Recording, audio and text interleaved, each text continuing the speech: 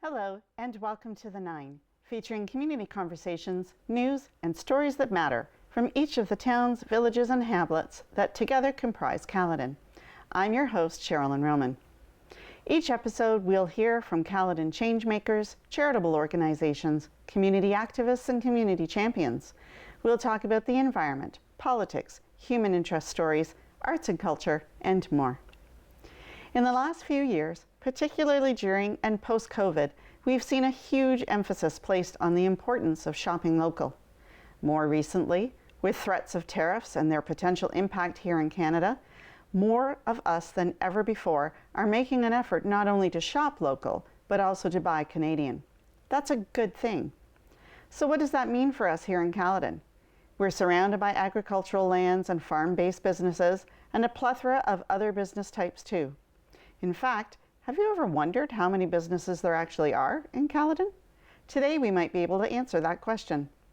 Maybe you have a favorite local brewer, a restaurant you visit frequently, or a trusted mechanic for all of your car concerns. What might all of these businesses have in common, apart from relying on you as their trusted customer? It could be that they too look to someone they can trust to provide them with the tools and supports they need in order to better meet your needs. Who supports the businesses that support us? Join us today as we talk about the expanding role of a newly revitalized Caledon Chamber of Commerce.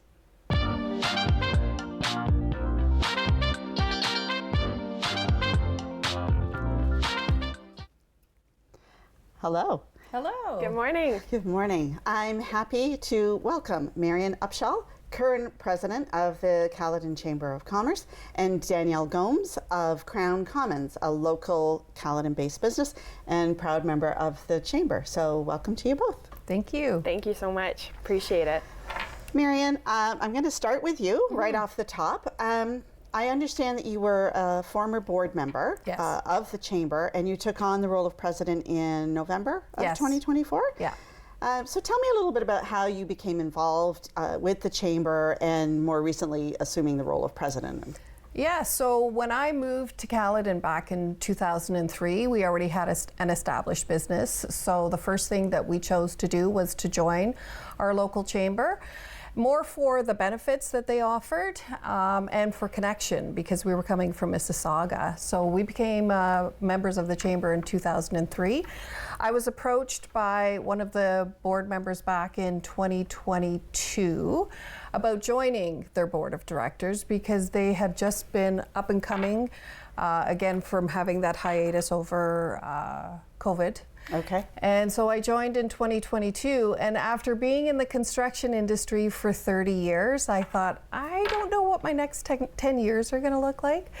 So I decided to end that business after 30 years, and at the same time, the chamber was requiring a president, and I'm like, sure, I'll do it.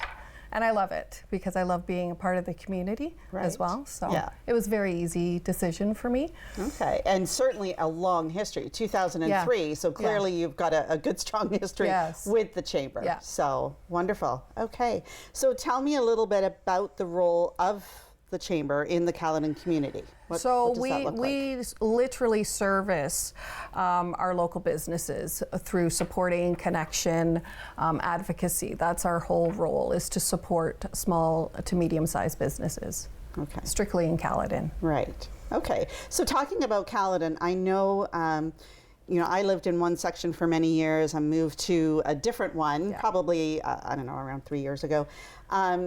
Caledon residents, I think, tend to be very strongly oriented to the community that they're living in, their hamlet, their village. I'm not sure if it's the same for area businesses, but you've shared, I think, that the Chamber is really making an effort to reach out to all of the wards and represent all of the wards. So tell me a little bit about that. So it was very important for the Chamber to ensure that all of Caledon is connected. We're not just Bolton-centric. We have wards 1 through 6. So it was very important for us to get into those wards. We had information session meetings with each ward last year, just to let them know that you do have a chamber in your ward. We're here to support you. We've ensured to have events in different wards as well, and not just in the one ward. So it was very important to us, and we have made great strides in making those connections, and also being able to connect businesses from Ward 5 as an example, working with businesses in wards 1 and 2 who didn't know that those businesses were there, particularly during the whole COVID strain, or pardon me, the tariff strain. Finding suppliers that are local when you're not able to get the supplies that you are needing from, say, the U.S. as an example. Right. And these members didn't realize that they were available. So it's been great connecting, and we continue to connect. Right. It's very important to us. Okay, and that makes sense to me. I know I talked in the intro about shopping local and supporting Canadian, and especially in light, as you referenced, the tariff threats that we're facing right now, how important that is. So is there some kind of is there literally a directory that allows members to look at, oh, I can get this in Ward 1, and I didn't know that that was possible. Yes, so on our website, we have a full members directory, but we as a chamber also have our own, what I call the businesses by wards directory that we keep in-house.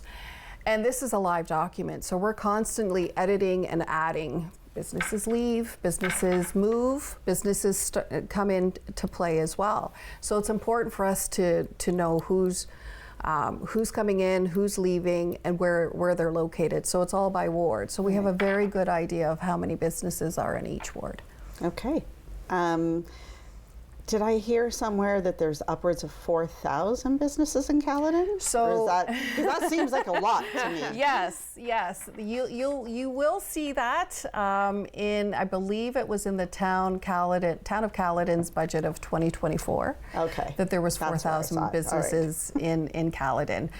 Our businesses by wards listing, as well as our member directory listing, does not reach that number.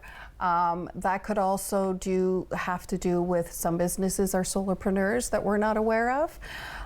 We have a listing of just under 2,000. Okay. But again, it's important for us to go into each ward and literally walk the streets to see who's got a shop front, where they're located. Okay. Yeah. And that's something, I think we're going to talk about that in a minute.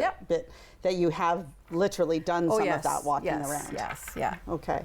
All right. Well, we'll come back to that. I want to say, Danielle, first of all, we haven't forgotten that you're here. That's okay. Thank you. Thank you for welcome. being here. So you're an entrepreneur. I am. Can you share a little bit about your history and why connecting with the Chamber was so important for your business? So my business is very young. I do landscape design and exterior works and partner with a lot of different contractors and stuff, meaning I essentially started with nothing, like ground zero, and I'd started up my business in Bolton, and that was one of the very first moves I'd made, is actually joining the Chamber and being a part of different networking events, getting to know my community, the people who can support me, and so that was one of the first things I did, because I knew how important that was, is that community aspect. Because if you're trying to get into the community and make your brand a part of that community, you can't do it without knowing the people who support your community. Right, right.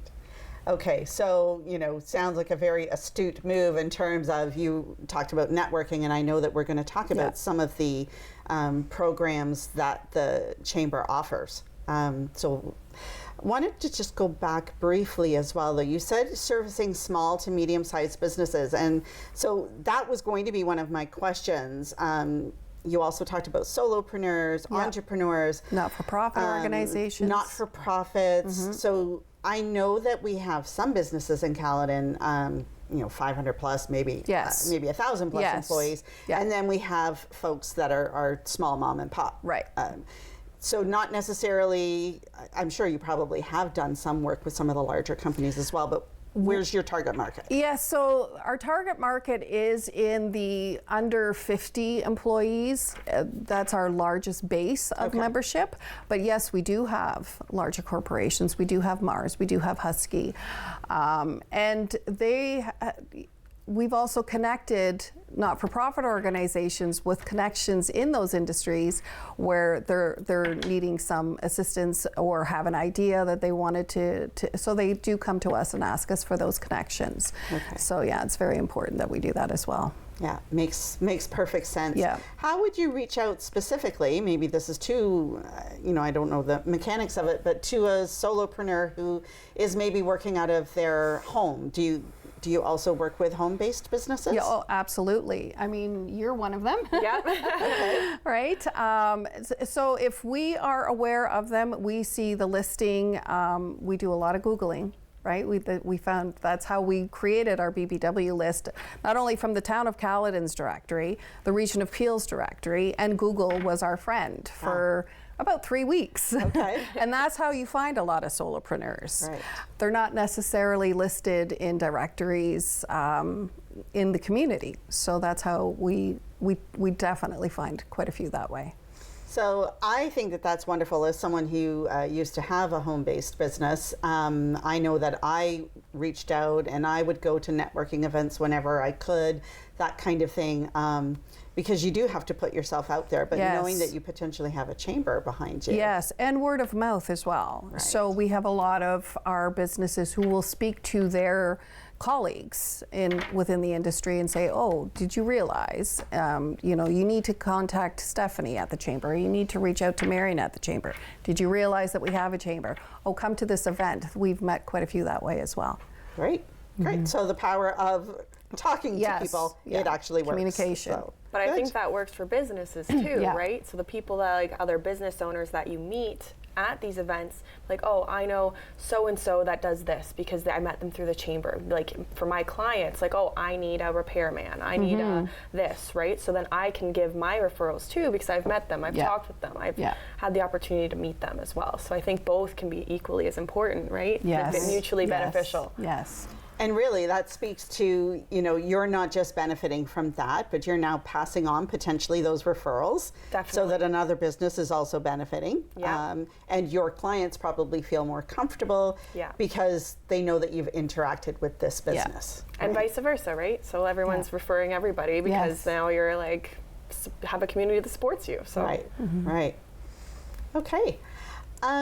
Tell me a little bit about you referenced advocacy, and so I wanted to come Yes. back to that. Municipal, provincial, Yeah. federal levels, chambers, I gather, play quite a large, so we're talking about Caledon Right. locally. Yes. But what's the bigger picture for chambers, and how do you bring some of that knowledge back to the community? So their advocacy looks differently. There's several ways to look at advocacy. First of all, we are members of the Ontario Chamber of Commerce as well. Okay. We meet on a bi-weekly basis online, all of the heads of each chamber who are members of the Ontario Chamber.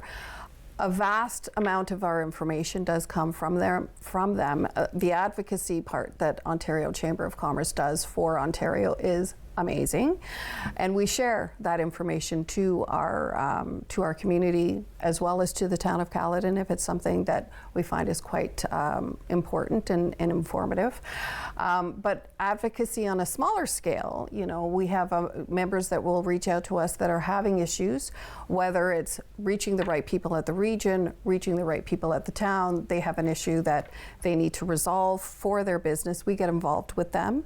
Okay. And sometimes it's just as simple as to putting them in touch with the right people that can help them. Right. But we also, we've had a business reach out to us with regards to having an issue with illegal truck yards in their business neighborhood. They were not comfortable going forward on their own, so they reached out to us for our assistance. And we put we did quite a bit of work. We took pictures and we did video, and we brought it forward to the correct people at the Town of Caledon to sort of open up that file, and kept it anonymous for our business member. Okay. So it did actually assist them. It assists the business neighborhood as well. Right. So it was quite successful, and Probably help the Town of Caledon to sort of identify because we see so another many of area it. that needs some, let's Right. call it improvement. Yes, yes. So really a great example of the advocacy that you bring to the table. And we also partner with the Mississauga Board of Trade and the Brampton Board of Trade. So we've developed that relationship with both of them, and we will be acting as a group when advocacy needs to come to the region. You're stronger in numbers rather than just one voice, so we're working with them. We're also collaborating with Metamorphosis. It's a new advocacy group, and they are a group that advocates for the not-for-profit groups in the region of Peel. Okay. So I thought I recognized the name from some of the nonprofit that I've been involved with. So we will be collaborating with them, talking with the MPPs in our area. And in our case, it's with Minister Jones, and we have a meeting set for that.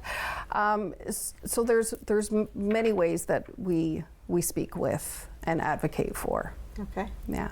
Thank you for that. Danielle, you started to touch on this, but tell us a little bit about maybe some of the key advantages.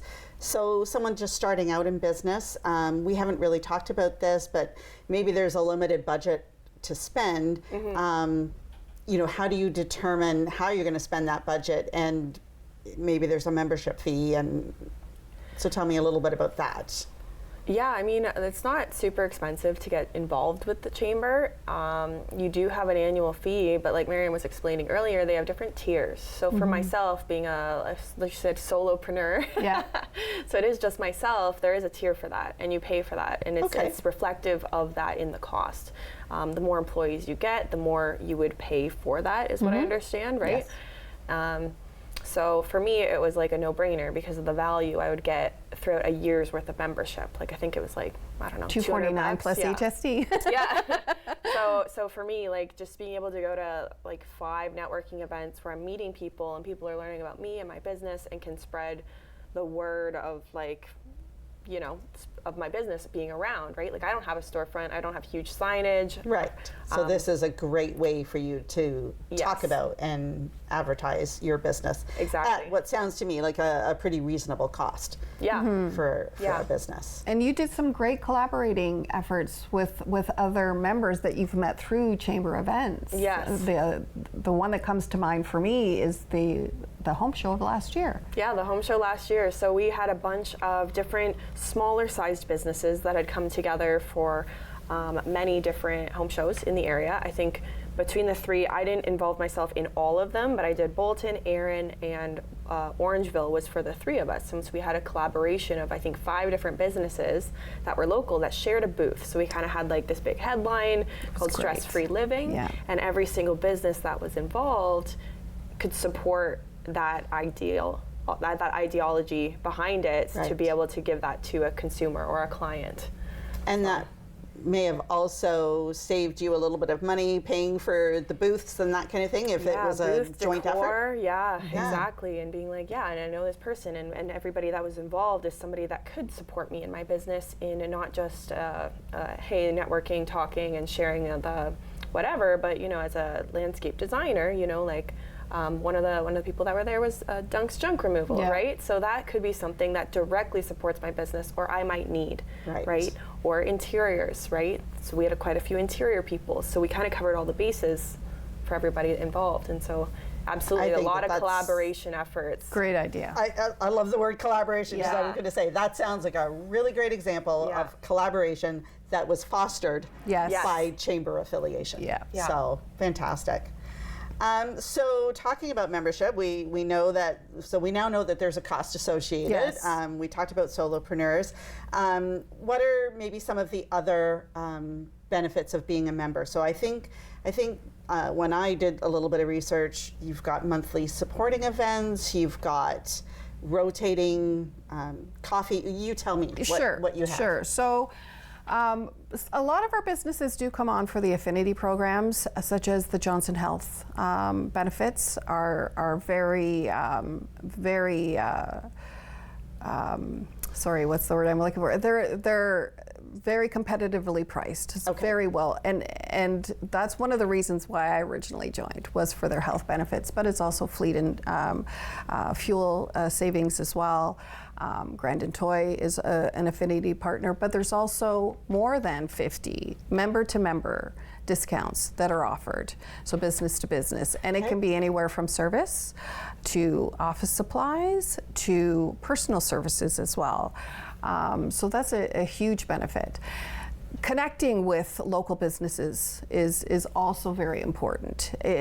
It's important for you to connect with your local businesses for discussion, communication. It's as an entrepreneur in the past myself, you will have so many ideas in your head, but it's not necessarily that you can go home and have that discussion over the dinner table and someone's going to appreciate what you're trying to say. But when you put 5 people around the table, it's amazing how the energy flows and the ideas flow, and if you're having an issue, they might have a solution for that. Right. So the connection itself through our After 5 events.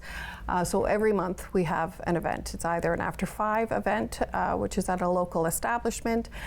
We have education events as well, and they're usually held at the Humber River Center. Which is, for viewers that might not know, yes. Humber River is where? Right downtown in downtown Bolton, right on Ann Street. Yeah, Okay. It's a really cool space, very flexible, and like it was in the old fire hall that they've now renovated. Okay. Yes, yes. And then we have our flagship event, which is our business summit. It's an annual business summit. So paying attention to what the issues are within that year is how we base who the speakers will be at our business summit. So we find it very informative. Our members really enjoy it. We brought back our business awards this year as well for the first time. They haven't been in since 2017. Yeah. And that is that in October during Small Business Month? Yeah. Okay. Yeah. And I would assume, you're not supposed to assume, that probably a few extra activities take place around small business. Yes, yes. And you don't have to speak to them now. They might not even be planned yet. That's right, that's right. And also around Mental Health Month in May. Okay. We did a mental awareness workshop at the Millcroft Inn, and that was very well received and needed. Every entrepreneur that I spoke to, or business owner that could not make it, they said, this is wonderful, please do this again. So we will ensure that we highlight that again for this year. Okay. Mm-hmm. And I think you referenced earlier, and I only cottoned onto this because in the other hat that I wear, we're small business owners as well. So you talked about affinity benefits. So sometimes those of us that own a small business, you don't have health care benefits, don't have dental coverage, those kinds of things. Yeah. So that's what you meant specifically by potential affinity benefits. Yes, exactly. So an opportunity to buy them at a better rate. Right. You can be a solopreneur and have the opportunity to have fuel savings of 3 to 6 cents per liter, which is huge, it's right? Savings, particularly absolutely. For one who's always on the road. Same with the health benefits. You can have a health benefit for one person, and compared to where others you need more than 5. Right. The same with the Grandin Toy office benefits as well, right? It doesn't matter if you're a solopreneur or you're a business of 5,000. Right. And member to member. And member to member is huge. Right. Huge. So you could literally phone up someone that you've got an affiliation with through the chamber. And there's often lots of different small businesses that'll offer better rates for chamber members within that community, including myself. So I'll do like 15% off or whatever to be able to support those people who are supporting me, right? So Okay, wonderful. There was another thing that stood out to me. There's a scholarship program called Dragon's Den style kind of thing. Yes. And a future focus in school presentations. Yes. So we're revamping our scholarship program for 2026. We have been in conversation with all high schools across Caledon. They will be participating. What we had done in the past is they would, the schools would determine who would be able to put their essay together, and they would do the selection. This year, it's going to be a little bit more, I don't want to use the word extreme, but more effective and more involved, where the Chamber will be working directly with the schools. We would include coaching with the students. Okay. The students will have to put together a business case and submit it in front of the dragons. And the dragons, That's so cool. right? I love it. I love it. And the dragons will all be from Caledon, whether Okay, it's a so it's business other owner. business owners. Exactly, exactly. Yeah. I love the I'm sounds of so that. excited about that. And the future focus presentations, just quickly. Yeah, so the Future Focus workshop is strictly for grades 10, and I believe we might be including grade 11 this year. And we're just putting the students together in front of and hearing speakers from Skills Ontario, Canada. Sheridan College came in last year with their nursing program. We had a hospitality business owner come in and speak. We had Tony Rosa come in and speak on the municipal level, as well as Mayor Groves. And it just gives them an opportunity to understand those different sectors of business and where they may want to take their careers. Right. It's all career focused. Fantastic. We just have a couple of minutes left. Danielle, I want to give you an opportunity to tell us what's your business and who are the clients that you serve? So my business is Crown Commons, and I touched on it earlier. I do landscape design primarily, and outdoor works. So I mostly do residential. I do a little bit of commercial, a little bit of touching up here and there, but I have a whole network of different contractors now, and I'm always looking for more to work with and have like a really mutual relationship with. So, you know, whether it's design coming to me, then we help them on the build side. You know, we want to make sure that everything's presentation ready. We can get the clients on board and making sure that, you know, everything's thought of and it becomes seamless, right? Which benefits the clients, so then they're not having to pay more or double to redo any work or anything, that everything's been thought out of. We've thought of phase plans, we've thought of whatever, right? But Yeah. we've got some pretty cool projects on the go right now. We've got like golf simulators and cabanas, like pools, like all sorts of stuff. I've got a cottage right now, which is out of the region. It's up in Tiny, Ontario, which is like also Great crazy. region. Like, so design can be done from anywhere, which I love it, and it's really fun. Like you're designing people's dreams, right, and making it a reality. So Wonderful. pretty cool. Thank you. So just to wrap up, I know that we're going to, at the end, give a little bit of notice about how to get in touch with the Chamber, how to get in touch with both of you. You have one more upcoming event I don't think we've spoken about in February. Well, we've got, so for January, we do have our first coffee networking will be on the 15th of January at coffee time from 8 a.m. to 10 a.m. That seems to be one of our largest ones as well, because everybody's just coming off of 2 weeks or 10 days of holidays, so it's very well received. And we're doing our member kickoff at the end of January as well on the 22nd, but we're also collaborating with the OPP. They will be introducing a new initiative that they're putting forward for 2026, which is the Caledon Community Business Engagement. It's a safety program, so they'll be able to speak to that. Good. And then in February, we will be having a roundtable discussions with our members, focusing on 6 industries and getting from them what they're looking for within their chamber, what issues they may be having within their business that they need support on. It's just, this is how we base our programming. For the rest of the year. And into 2027 as well. Fantastic. Yeah. Challenging times, I know, for business owners. Marion, Danielle, thank you both for coming in today to talk about the important role of the Chamber, how it's expanding, it's revitalized, and plays a really pretty important role in supporting local business. So I'm hoping maybe I can wrangle an event invitation at some point down the road. Absolutely. Anybody's invited. Yes. Awesome. Yeah. Thank you so much, ladies. Thank You're very you. welcome. Thank you for having us.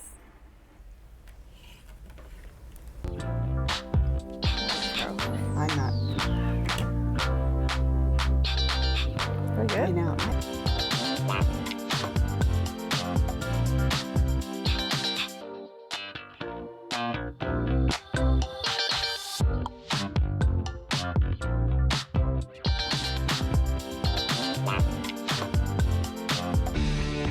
Connect with us by visiting our website or email us at comments@rogerstv.com.